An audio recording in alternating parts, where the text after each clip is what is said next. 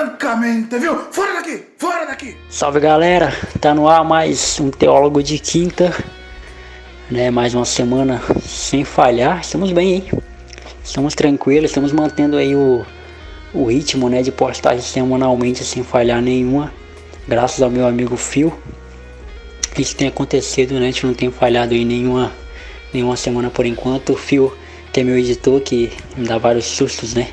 Às vezes eu penso que ele não vai conseguir entregar o episódio no prazo, mas ele sempre consegue. Eu louvo a Deus pela vida do Phil, que ele faz esse trabalho sem cobrar nada e trabalha comigo também, né? Na próxima temporada do Teólogo de Quinta ele vai apresentar o programa comigo. A gente vai trocar uma ideia muito bacana com novos convidados.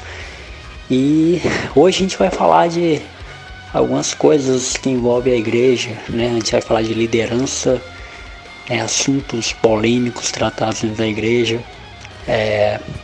discipulado com jovens. Eu não vejo pessoa melhor para falar disso do que o Matheus Machado, colunista do MVC, né? Do pacato MVC, a Minha Vida Cristã.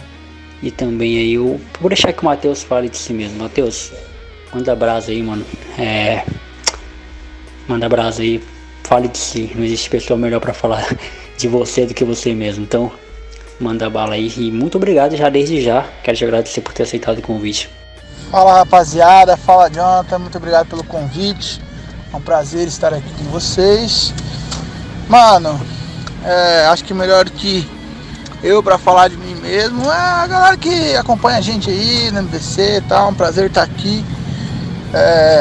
A gente serve aqui numa comunidade na primeira IPI de Maringá, primeira igreja presbiteriana independente de Maringá, no interior do Paraná.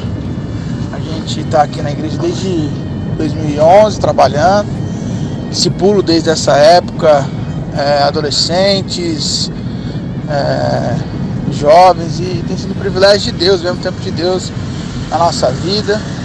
Sou Matheus, tenho 24 anos de idade, sou formado em psicologia, estou cursando teologia e estou fazendo uma pós-graduação em psico também. Esse sou eu, gosto de Jesus, gosto de falar sobre coisas que a gente foge e, mano, tô aí fazendo o que Jesus me manda até o dia que ele voltar pra buscar a gente, né? É isso aí. Massa, mano, massa. Tá aí, Matheus. Introdutório, né? Simples. O cara não, mano. Você que tá vendo esse podcast, o cara não é pouca coisa, viu? O cara é o cara. Uma curiosidade que eu sempre tive, agora uma pergunta de backstage. Matheus, eu que te acompanho já há um bom tempo, acho que desde 2015 eu acompanho os textos do Matheus no Minha Vida Cristã, né? No MVC. E depois eu comecei a acompanhar o Matheus pelo Facebook e agora Instagram, né? Matheus, uma curiosidade que eu sempre tive, você é líder, explica pra galera aí também que talvez tenha a mesma curiosidade que eu.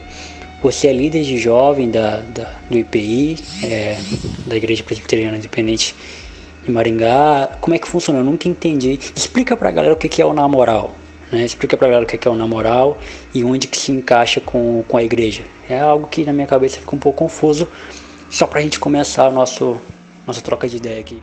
Então, mano, o trabalho com o Na Moral é o seguinte, eu trabalhava num bairro carente de Maringá, chamado Santa Felicidade, aí aqui no Santa Felicidade eu trampava com os adólas. E a igreja lá no centro não tinha um trampo com os adólas, me desafiou para fazer um trampo lá com a meninada.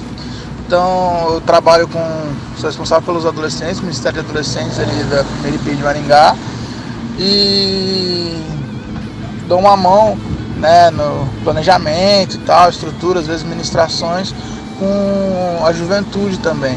Mas meu foco é mais adolescentes, né, em fase do ensino médio e pré-universitário, alguns universitários também ali, né, nessa fase de iniciação na faculdade. Cara, Na Moral, o que a gente tenta fazer com Na Moral é fazer um ambiente de relacionamento, tá ligado? Sem cara de igreja, sem ser igrejeiro, com um diálogo profundo com a cultura do adolescente, com aquilo que o adolescente consome fora da realidade dele eclesiástica. Então, para além do culto dele, para além da expressão religiosa que a família dele adota. A gente tenta ser um espaço onde ele consegue ter um espaço de formação, de relacionamento para a vida dele. Então, na moral, a gente tem uma máxima que a gente fala de tudo para todo mundo. O nosso desafio é ter um conteúdo que sirva não só para adolescente, mas para qualquer pessoa que tente e queira consumir o nosso conteúdo. E aí a gente trabalha com várias programações, né? Nós temos um culto semanal, nós temos pequenos grupos de relacionamento, né? Nós chamamos aqui na nossa comunidade células. Nós temos aquele trabalho de aconselhamento individual, tal, e acompanhamento junto de maturidade cristã, que nós chamamos de discipulado aqui na nossa comunidade.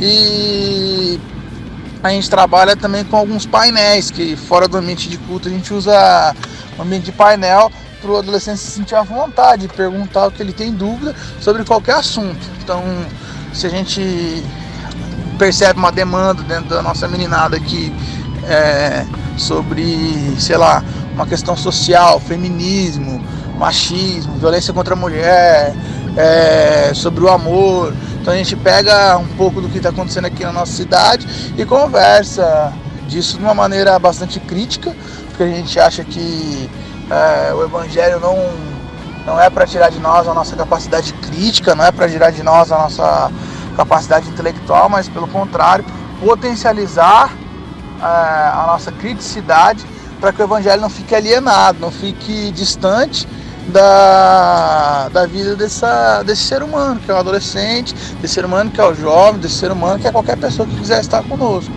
A gente trabalha na perspectiva da inclusão, então a gente entende que a gente tem que servir o máximo de pessoas que a gente consegue.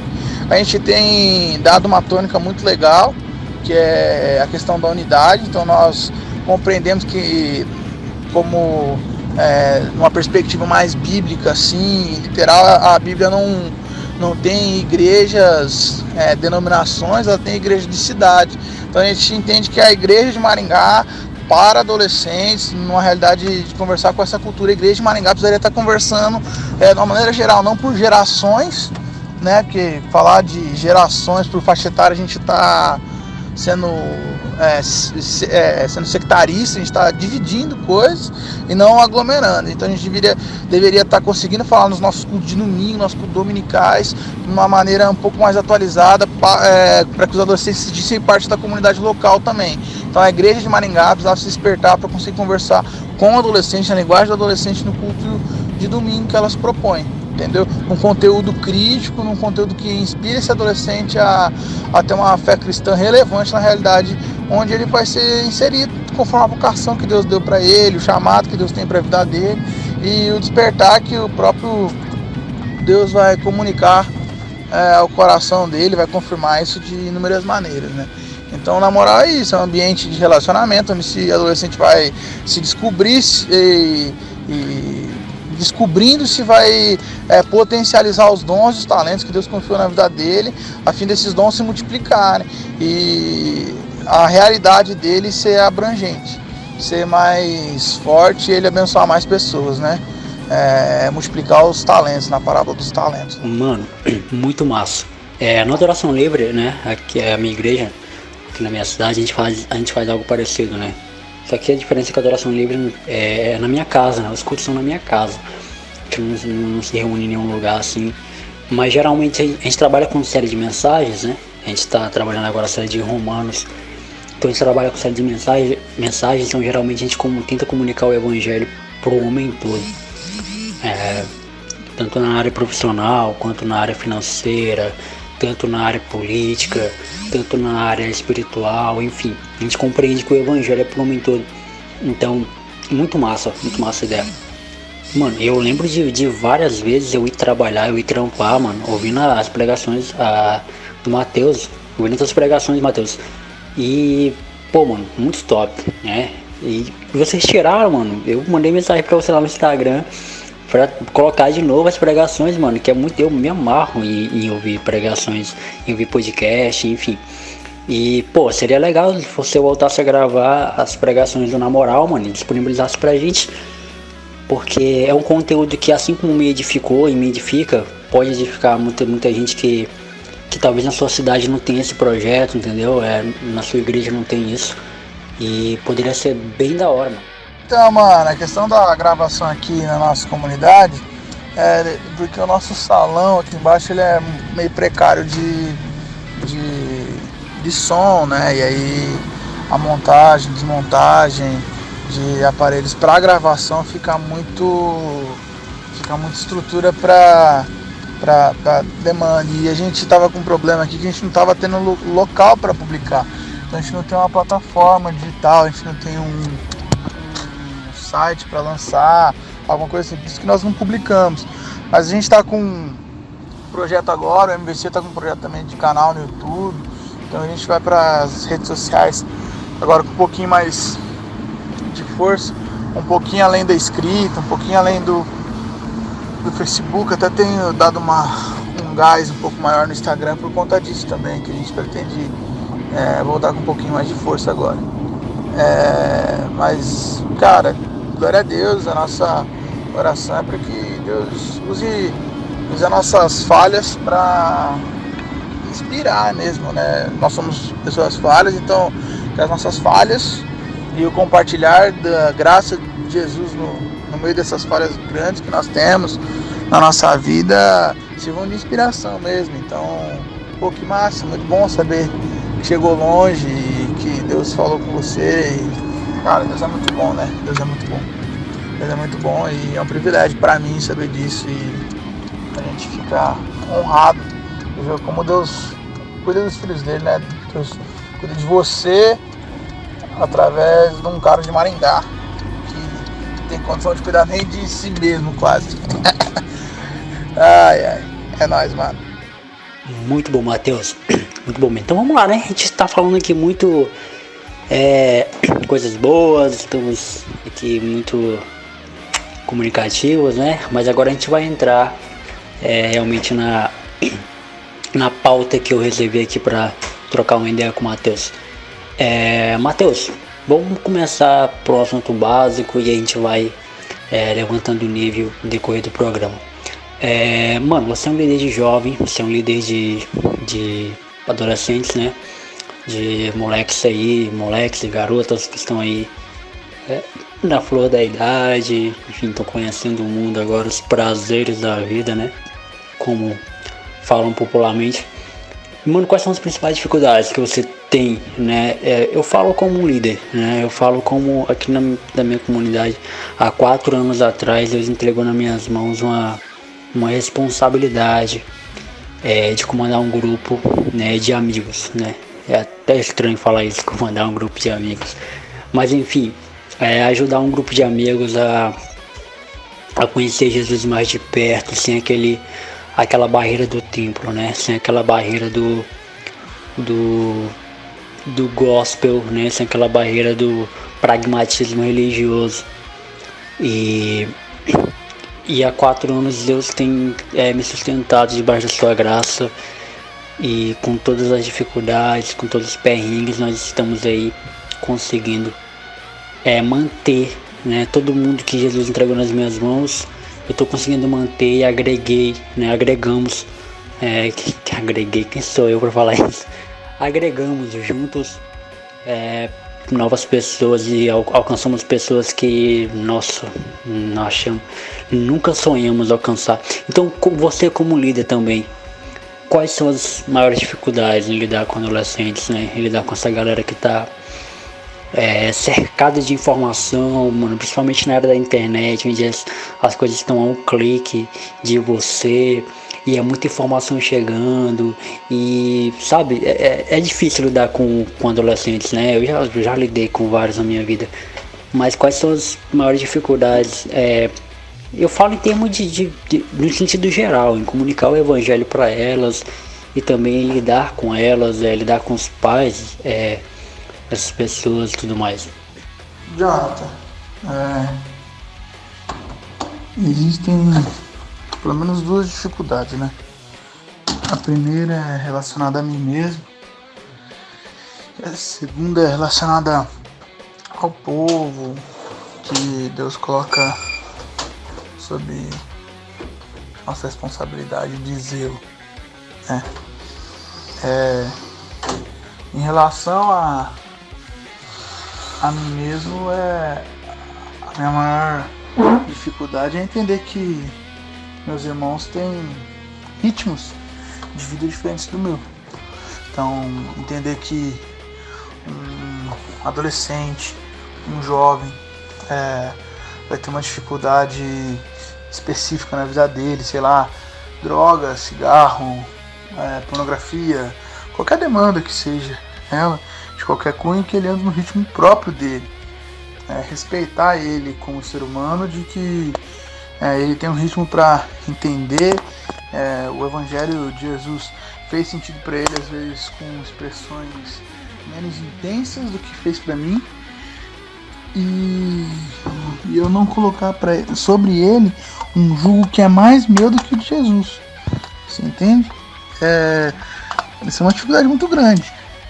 Uma dificuldade muito grande eu olhar para uma pessoa e falar assim: Jesus não se revela para ela no mesmo ritmo que ele se revela para mim.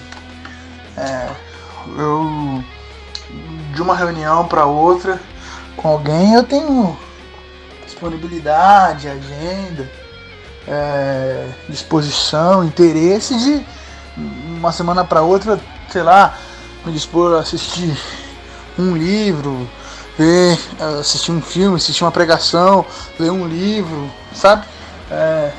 Consumir uma quantidade de material para discutir o assunto num determinado ritmo. Enquanto às vezes meu irmão tem menos da metade dessa disposição, até de tempo. Então, discernir o ritmo, acho que pra mim, entender que cada pessoa tem seu próprio ritmo, sabe? E eu entendo que nós somos chamados para ser pastores, não para ser gente que vai ser formador de opinião na internet.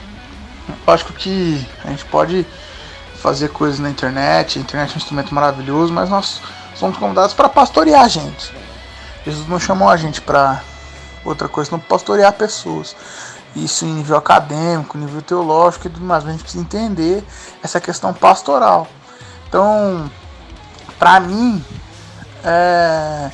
o que faz sentido é entender para onde é que as ovelhas estão caminhando, onde é que Deus está colocando essas ovelhas para caminhar, para onde é que Deus está chamando essas ovelhas para elas andarem, e de que maneira eu consigo conduzir essas ovelhas para onde Deus está direcionando, num ritmo em que as ovelhas não vão se dispersar, mas todas elas vão andar juntas.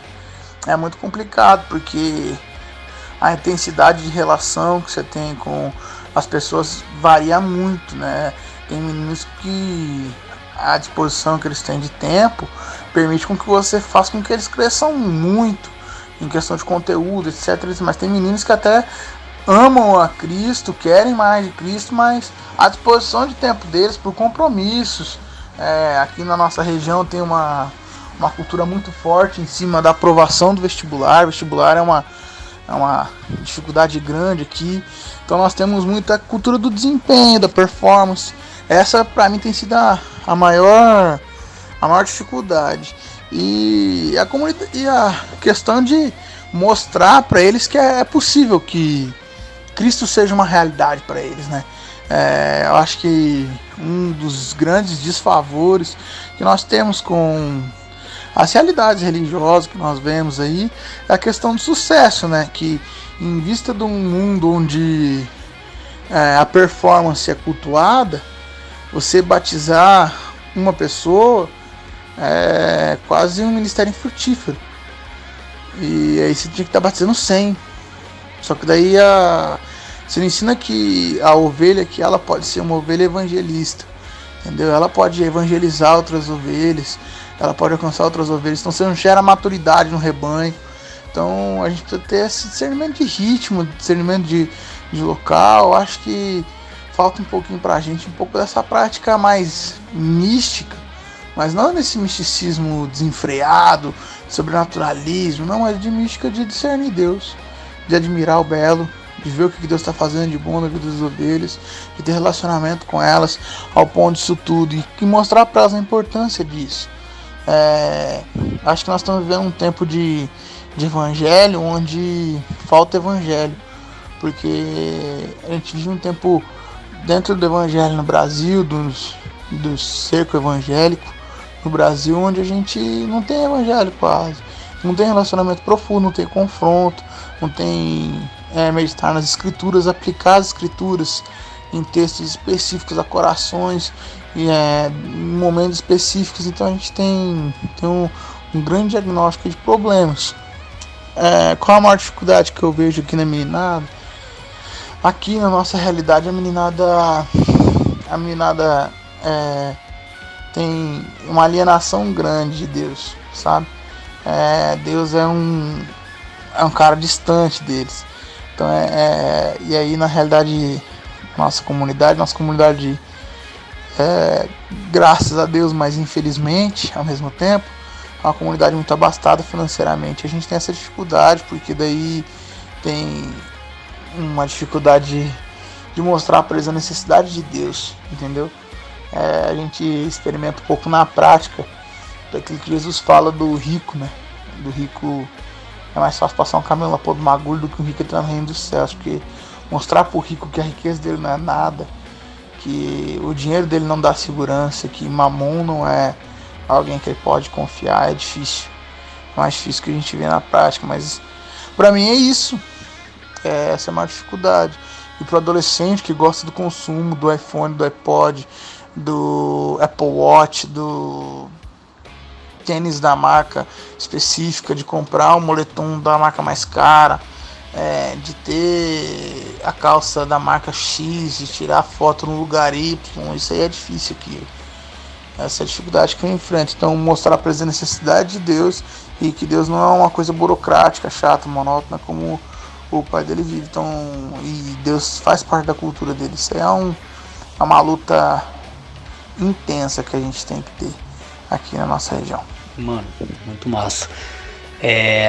Essa coisa de misticismo, né, que você falou me fez lembrar uma experiência que tive um dia desses com um jovem com um mano da nossa igreja, né, da nossa comunidade. Ele frequentava alguns cultos nossos. Ele é meu amigo de trabalho, né? Era meu amigo de trabalho, trabalhava comigo, conheci ele no trabalho e tal. Ele conheceu a gente nesse meio tempo. Só que ele vinha esporadicamente, sabe? Vinha uma vez ou outra.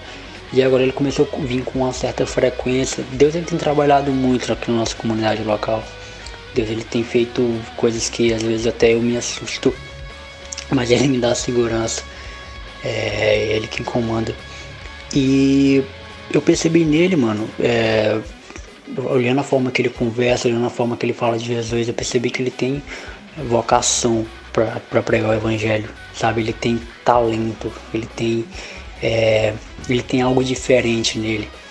E isso era algo que eu até então, né, por ser o cara pragmático da teologia, por estar afogado em livros, né, tô no primeiro ano de teologia, curso de bacharel, e então a gente estuda muito, a gente lê muito livro, enfim, a gente tá sempre, a nossa igreja é uma igreja reformada, então a gente apaga qualquer tipo de misticismo, qualquer tipo de manifestação que não seja as escrituras e tal, e com essa análise que eu fiz dele, eu percebi que, mano, isso que você falou faz todo sentido, a gente observar nas pessoas que andam com a gente, a forma que Deus trabalha com elas. Então isso é fundamental. E o Ministério de Jovens tem isso, né, mano? Tem a questão de agregar experiências, né? Tem uma questão de comunitária muito importante, né? Eu acho que a igreja brasileira precisa compreender que nós precisamos comunicar o evangelho de uma forma que o evangelho seja entendido como um caminho a se trilhar, entendeu? Porque todas as vezes que o evangelho for comunicado pra gente como algo fechado, como algo lacrado, sabe?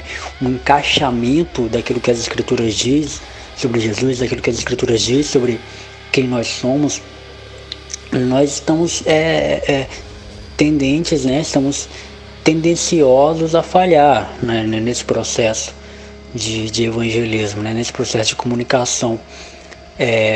Como é que fica, Mateus, para você comunicar o evangelho para esses jovens e ao mesmo tempo ter a sua vida para viver? Olha como fui redundante, ter a sua vida para viver. Enfim, ter seu namoro, seu noivado, não sei, seu trabalho, a sua vida pessoal, né? Seus amigos, sei lá, se você joga bola, enfim, ter o seu lazer, né? E ao mesmo tempo ter que passar, porque eu vivo com, eu acho até legal você falar isso, porque serve até pra mim também, porque eu vivo nessa questão também, né? Eu tenho a minha vida pessoal, mas meus amigos são o pessoal da minha igreja, então, mas eu tenho amigos também que não são pessoas da minha igreja, então fica essa questão de comunicar o evangelho também para eles, né? Cara, para nós a compreensão é de que o evangelho ele é um assunto que cabe em qualquer lugar, qualquer momento, em qualquer roda, e a gente tem a compreensão de que toda pessoa conversando de qualquer assunto, em algum momento ela vai precisar chegar no evangelho para ela ouvir Jesus, saca? Parece meio nada a ver, mas é mais ou menos essa perspectiva mesmo que eu olho. Tem algumas coisas aí que eu acho legal. Eu não gosto desse parafuso que a gente muitas vezes coloca irmãos da igreja para viver, sabe? E bicho, você tem que viver desse jeito, de segunda igreja, terceiro grupo discipulado, quarto grupo de estudo, quinta ministério, sexta grupo de dança, sábado teatro e domingo e na segunda começa tudo de novo, uma semana onde o cara não tem vida. Eu acho isso uma profunda perca de tempo, tá? Eu acho que esse cara precisa aprender de Jesus e ser jogado no mundo, ele precisa ter uma pregação que faça refletir. John Stott, no livro dele Sermão do Monte, sobre o Sermão do Monte, comentário dele, ele fala sobre essa questão reflexiva da mensagem de Jesus. A mensagem de Jesus é uma mensagem que nos leva a refletir. Então eu devolvo muito pergunta dos jovens. Os jovens chegam lá na igreja, jovem, adolescente, né? Nada, chegam lá na igreja, não sei o que, a pergunta, e fala a pergunta, eu falo assim, bicho, por que você tá me perguntando? Se é pra pensar que você tem que ser a pergunta e não a resposta. A resposta é Jesus. Então você já tem a resposta, você tem que perguntar pros caras, você tem que tirar o telhado dos caras. Quem fala isso é o Schaeffer. O Schaeffer fala isso em vários livros dele, em palestras dele, ele fala pra gente tirar o telhado dos caras. Nós somos a favor do aborto. É mesmo? A favor do aborto? Então você é a favor do aborto até onde? Pra gerar crise emocional na menina que aborta, se é a favor do aborto em todas as circunstâncias, acho que tinha que ser. E aí mostrar mesmo o cara que ele tá defendendo, às vezes ele nem tem noção do que ele tá falando. Tirar o telhado dele, mostrar pra ele, bicho, você tá dormindo com o telhado aberto e isso você nem tá vendo, véio. Nós estamos preocupados com você, nós estamos falando pra você ter segurança aqui do nosso lado, vem cá ter segurança com a gente, que a gente tem certeza que essa palavra que a gente tá entregando pra você é rocha pra você construir sua casa e ela não despencar. Então eu gosto muito de devolver pergunta, falo pros meninos, vocês são a luz, e a luz ela ilumina o que tá, onde tá escuro, e mais do que isso, né, eu sempre faço essa questão da pergunta fazendo a seguinte analogia. A luz ela não ilumina, quando a luz ilumina, ela não ilumina pra você ficar olhando para o próprio objeto, lâmpada, né? A luz ela ilumina e você não fica olhando para a direção da luz, você fica olhando para a direção dos objetos à volta dela. Então a luz pergunta para iluminar o que está em volta. Então você tira tudo daquilo. Então você pode. Nós estamos aqui para responder perguntas, estamos aqui para perguntar para os outros. Entendeu? Então isso eu acho uma coisa importante. Então nesse sentido eu trabalho na igreja, sou contratado pela igreja, né? Sou um obreiro da igreja, contratado e tal. Mas a minha prioridade é a minha família. A prioridade hoje é meu casamento. Então eu falo isso pra minha noiva constantemente. Enquanto eu não amar a Deus sobre todas as coisas, ela acima de tudo, depois de Deus, ela acima de tudo. E aí, terceiro, quarto lugar, ministério, tal, aí beleza. Mas em primeiro lugar, Jesus, segundo lugar é ela, bicho. Então minha família tá ali, nesse lugar aí. Minha noiva é a coisa mais importante da minha vida. Aqui, e me aproximo de Deus para conhecê-lo e para apresentá-lo cada vez mais para ela através de mim, para a gente viver o melhor dele na nossa vida compartilhada, e ver esse reino acontecendo de maneira maravilhosa a partir da nossa casa. Acho que nós temos que ter coragem de falar das nossas necessidades, das nossas fraquezas. Isso aí são coisas que o ministério tem sugado da gente, a perfeição do líder, a perfeição do cara que está fazendo a coisa. Nós não somos perfeitos, nós temos falhas, nós temos dificuldade.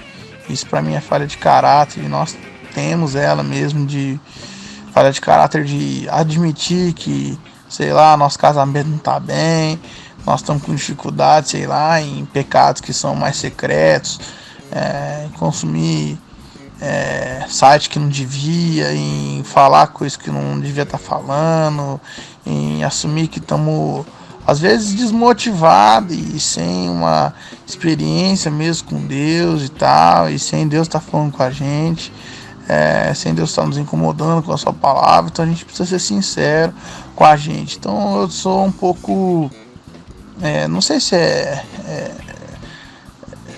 coerente assim é a melhor palavra, mas eu sou um pouco mais tradicionalzão assim, saca? É melhor um arroz com feijão bem feito que inventar um risoto aí que fica parecendo um miojo meio cru, sei lá, entendeu? Que daí mistura tudo. Não, arroz e feijão bem feito, cuida bem da sua casa. Aquele que não sabe cuidar bem da sua própria casa, como é que ele vai cuidar da casa de Deus? Aquele que não consegue exercer liderança na sua casa, como é que vai fazer no ministério? Eu sou meio drástico com isso. E minha cobrança hoje, pessoalmente, é nisso, né? Cuidar bem da minha noiva, ela se sinta amada, tentar deixar claro no nosso relacionamento que Deus é em primeiro lugar, tanto no meu amor por ela, Deus está acima disso, e tanto no amor dela por mim, Deus tem que estar acima disso também, ter essa clareza, mas ao mesmo tempo levar numa boa, conservar momentos de prazer, jogar bola, correr, bike, sei lá, o que tem vontade de fazer para o ministério não ser um peso.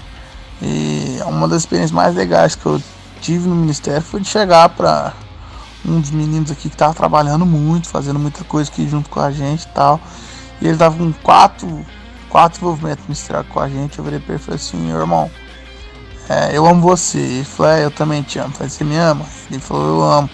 Então, eu amo você como minha ovelha, eu te amo como meu pastor. Eu falei: poxa, incrível isso aí. Então, já que eu sou seu pastor, você vai me ouvir. Ano que vem, que daí é esse ano de 2018, quero que você reduza o seu vínculo ministerial pela metade, porque eles não estão te fazendo bem. Você não está tendo para encontrar seus pais, não está tendo para sair com seu irmão, você não está tendo para nada. Eu quero ver você bem. O ministério é para te apoiar com Deus, não para competir no lugar que ele tem que ocupar na sua vida. O ministério não é um Deus na sua vida. Deus te chamou para você ter vida e abundância aqui na terra, não precisa ser um escravo institucional, religioso. E aí foi muito legal. Hoje ele olha para isso como um cuidado de Deus. Não faça tanto, né? Não se perca nos afazeres. Senta ao pé de Jesus, aprenda e se dedique naquilo que Deus te chamou. Então, na minha cabeça é isso. Você tem que ter vida normal, natural. Deixar o reino acontecer. A gente acha que depende de muita coisa do nosso braço, sendo que Deus cuida da obra dele, da vontade dele, de uma maneira muito melhor que nós. Mano, e são situações que a gente só aprende no relacionamento, né? São situações que a gente só aprende na prática cristã, no envolvimento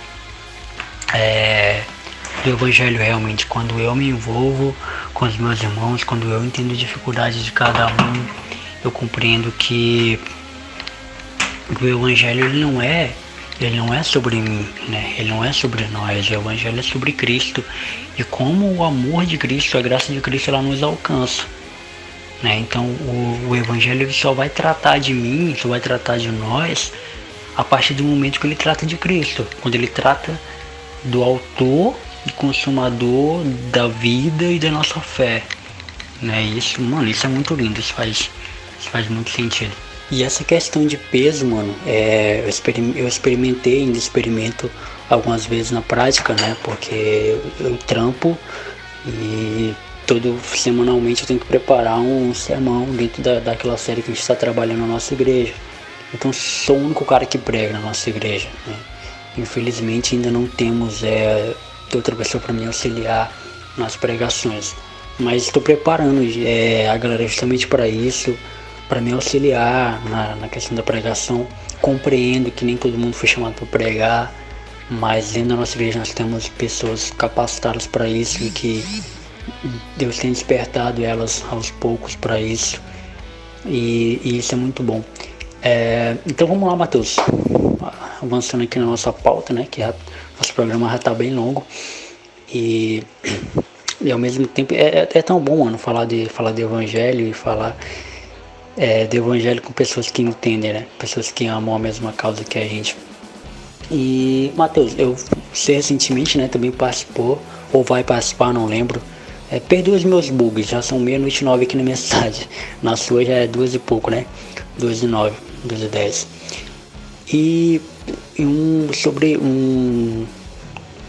agora fugiu aqui na memória, editor corta, sobre temas difíceis, né, para tratar com a igreja, no caso sexo, dinheiro, carreira profissional, enfim.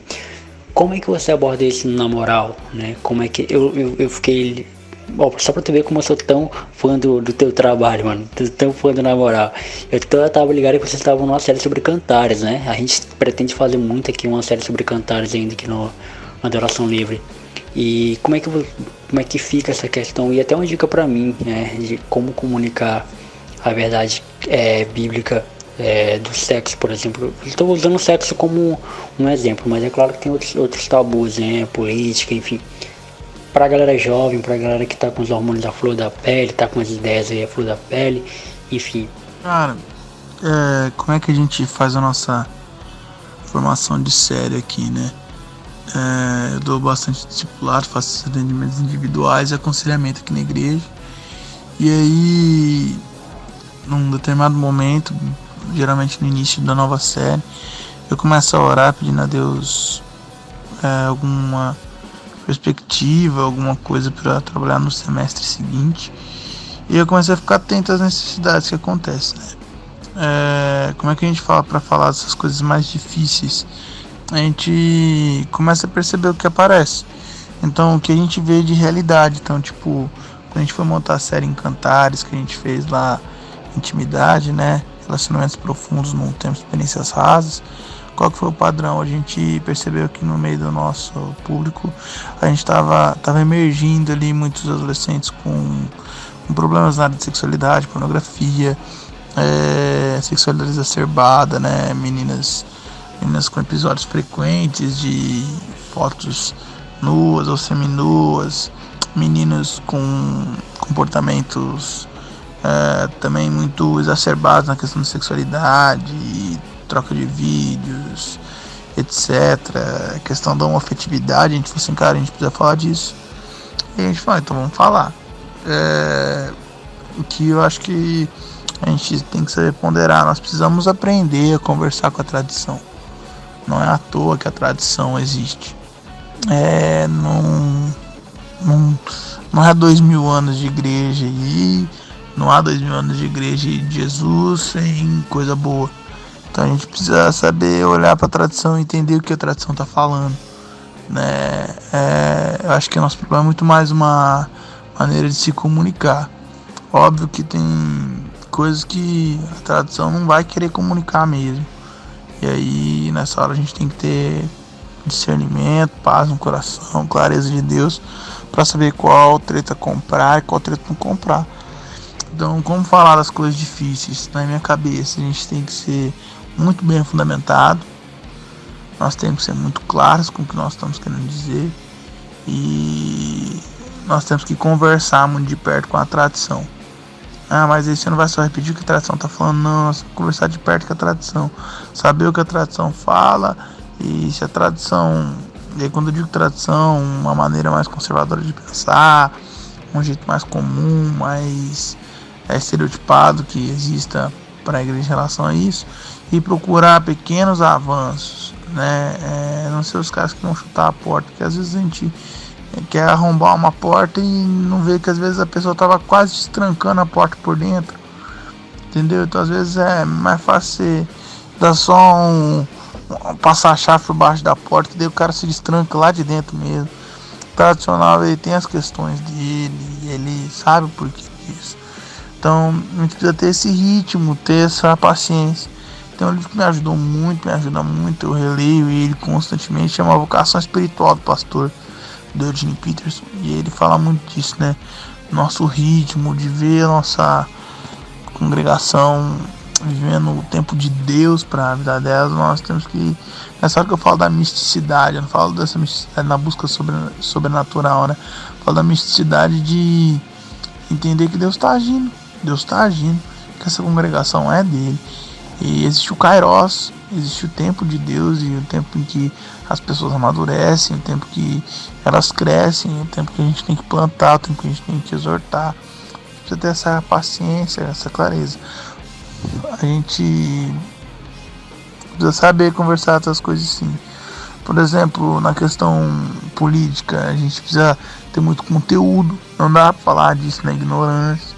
Não acho que o púlpito é um lugar pra gente fazer partidarismo ideológico. A gente tem que saber o que nós estamos falando e tentar revelar o que as escrituras falam. As escrituras não são partidárias para nenhuma ideologia, esquerda, direita, para cima, para baixo, para um lado, para o outro, dando pirueta, não. As escrituras, elas têm sua maneira de entender, nós precisamos discernir o tempo. Tem regiões, tem lugares, tem pessoas, tem muita coisa para se levar em conta quando vai se falar de política. A gente não pode ser simplista de querer que a política seja mal feita, seja expressa de uma maneira ruim dentro da comunidade local. Então a comunidade local tem que incentivar vocações, despertar vocações, trabalhar com gente que estuda isso perto da gente. Nós temos que ter paciência, porque não é fácil lidar com gente que gosta de determinados movimentos, principalmente movimentos sociais, mas tem que ter paciência com os irmãos, tem que se mostrar acolhedor com eles, amoroso. Então tem muita coisa que a gente precisa aprender. A gente ainda vai trabalhar esse tema tabus, então a gente tem muito ainda para dissecar sobre esse tema, mas os tabus na igreja, para mim, eles têm que ser fruto do pastoreio. Que a comunidade local tem condições de viver, o que ela já está enfrentando, e ser resposta para isso. Não adianta a gente aqui em Maringá, que eu não tenho, sei lá, hoje eu não tenho problema com sei lá, a gente não tem problema com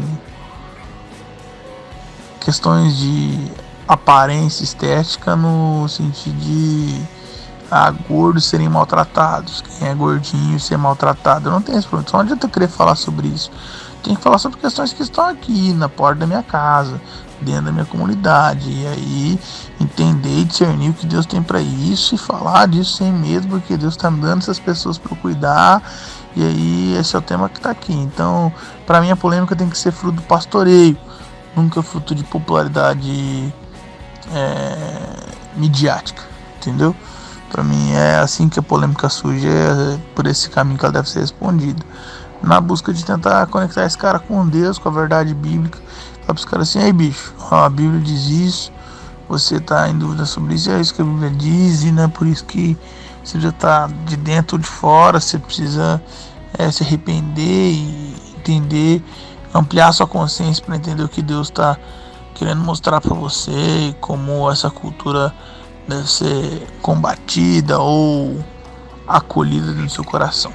Mano, é muito top mesmo.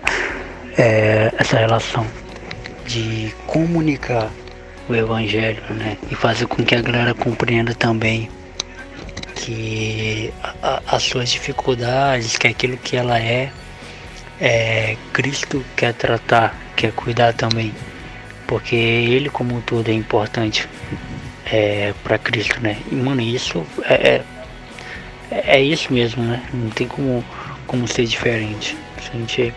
Nós fomos chamados pro evangelho, para pregarmos o evangelho e abraçarmos a causa como verdadeiros servos, né? E não queremos ser rei da palavra, né? Não queremos ser sacerdotes da palavra. Quem somos nós para isso? E Mateus, já pra gente encerrar, já pra gente ir pro finalzinho do programa já, conta pra gente como você enxerga a situação na nossa igreja brasileira atual, o que você acha que precisa ser mudado para que mais pessoas sejam alcançadas pelo evangelho, para que as pessoas reconheçam que Cristo está vivo, que Cristo tem movido o mundo, que Deus realmente não está morto. E como você enxerga, né, mano, a igreja atualmente? A igreja tem enfraquecido ou não? Ou será que a gente tem sido muito reclusa? Como você enxerga a igreja atualmente?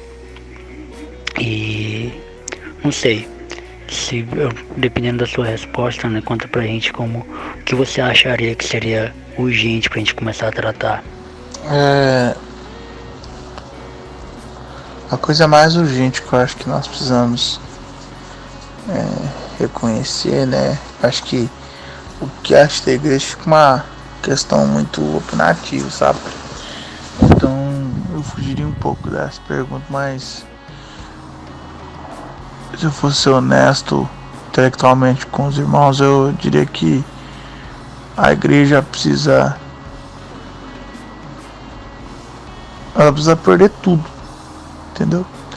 Ela precisa perder a segurança financeira que ela ganhou, ela precisa perder a segurança política, o arrimo político que ela conquistou, ela precisa perder troca de favores que ela tem com gente rica da cidade, ela precisa perder a capacidade de influência que ela tem, assim, pra ela voltar a ser a igreja das catacumbas, sabe?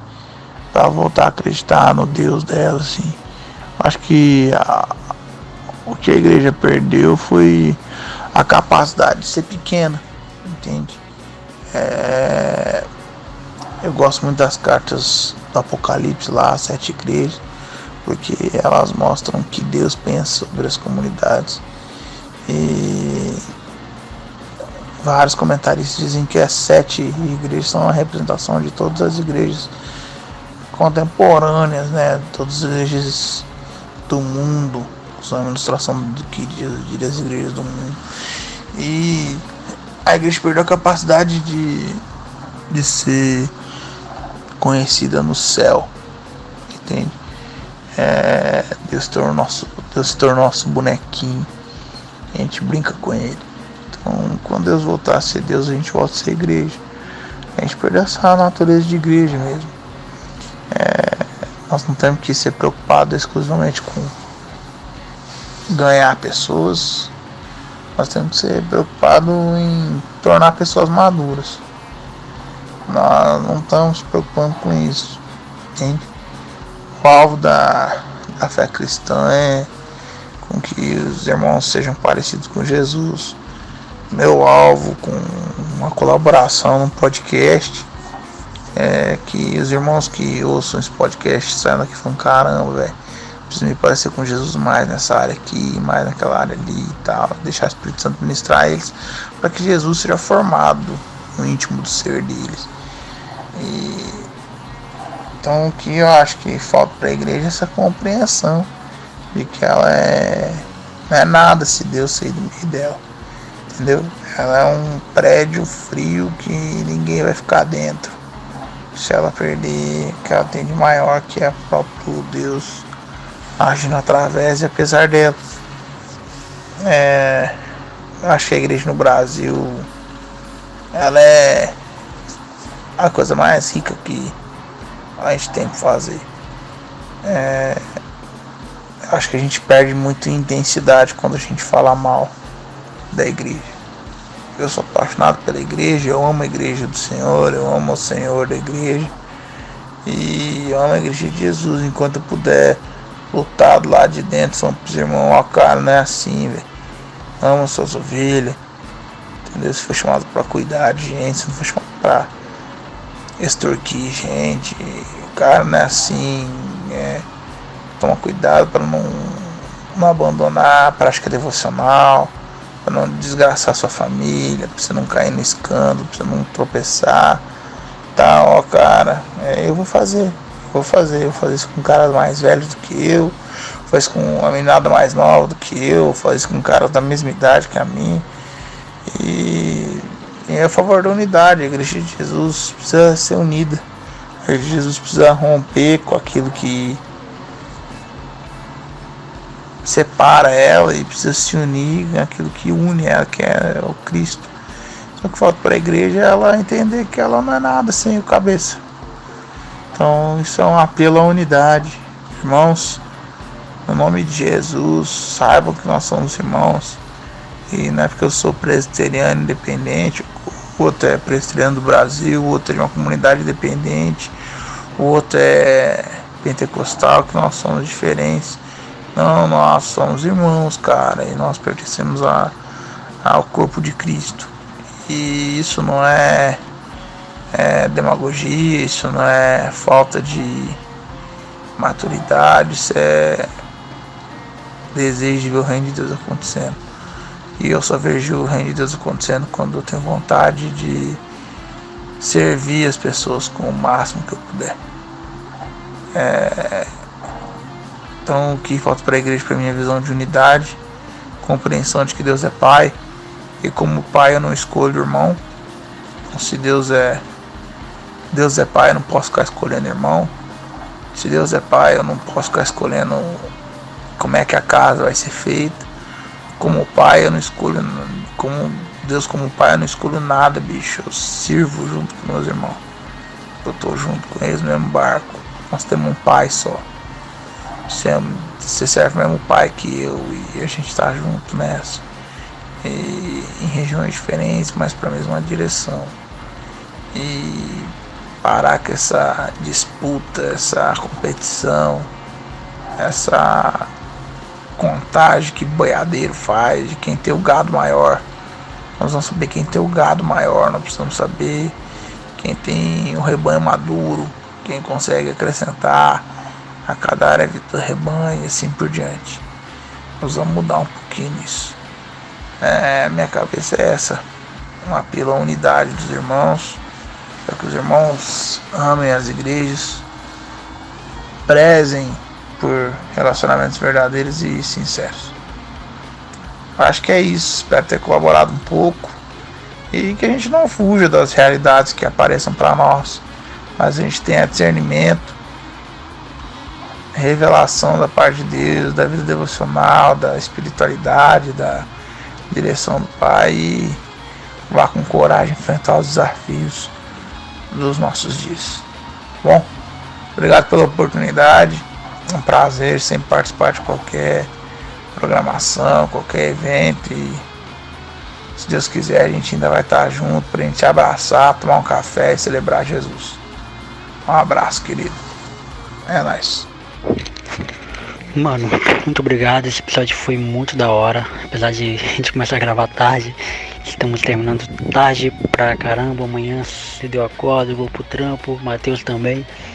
Mas foi muito da hora. Matheus, muito obrigado, mano, eu te amo em Cristo. Que o Eterno continue ajudando vocês aí na comunidade de vocês de Maringá. Que Deus possa crescer aí espiritualmente, que os seus jovens possam amadurecer aí pra Cristo, né? Como você sempre fala, vamos junto pro estouro, né, mano? O caminho é longo, o evangelho é isso aí, é esse caminho aí, mano. Fico muito feliz, velho. Quando eu comecei esse podcast aqui, o Teólogo de Quinta, é um podcast sozinho, né? Que eu gravo sozinho. O filme me ajuda a editar. É claro que ninguém faz nada sozinho, né? Falo sozinho na questão da apresentação, porque antes eu fazia um podcast com uma equipe. E é justamente para isso, para eu chamar a galera que eu gosto, para eu chamar a galera que eu me simpatizo, que domine de assuntos que eu gosto também de conversar. E justamente por isso que o nome do podcast é Teólogo de Quinta, entendeu? Porque eu sou esse teólogo de quinta, teólogo de quinta-feira, sabe? Teólogo meia boca, então eu trago convidados para me ajudar a compreender as coisas que eu acho que sou bom, sendo que na verdade sou bom coisa nenhuma. Sou um ferro velho tentando ser alguma coisa, tentando ser uma Ferrari, tá ligado? Então, Matheus, brigadão, mano. Aquele abraço, deixa suas considerações finais aí, onde a galera pode te encontrar, seja pelo Facebook, seja pelo MVC. Eu me despeço aqui, muito obrigado. Até a próxima quinta-feira, galera, com mais um episódio aí do Teólogo de Quinta. Nessa primeira temporada a gente vai ter 10 episódios, ainda vamos dar uma pausa, né, pra respirar, que eu preciso respirar. Depois a gente volta na segunda temporada com mais 10 episódios. Beleza? Valeu, galera, muito obrigadão. Matheus, se despede aí, da galera, tamo junto. Galera, salve, Deus abençoe vocês, andem com Jesus, Ele é da hora, o caminho é longo, nós não prestamos, Ele insiste na gente e o Pai dele é amoroso, é isso. Você pode me encontrar nas redes sociais, no Twitter e Instagram como @o Matheus Machado, e no Facebook, facebook.com/o Matheus Machado. Vai ser um prazer trocar uma ideia, bater um papo. Estou à disposição de vocês. Jonathan, obrigado. A admiração é recíproca. Eu curto muito essa galera que faz um trampo da hora, que ama Jesus e faz o bagulho acontecer, independente, na própria casa e tal. Mano, Deus te abençoe, Deus te use. E no que a gente puder ajudar, no que a gente puder somar. Sonho um dia conhecer sua comunidade, sonho um dia estar aí com vocês. Ia ser da hora também. E, mano, tamo junto. É nóis e vamos pro estouro que tá chegando. tá chegando a hora que vai estourar. É nóis, mano. Um abraço.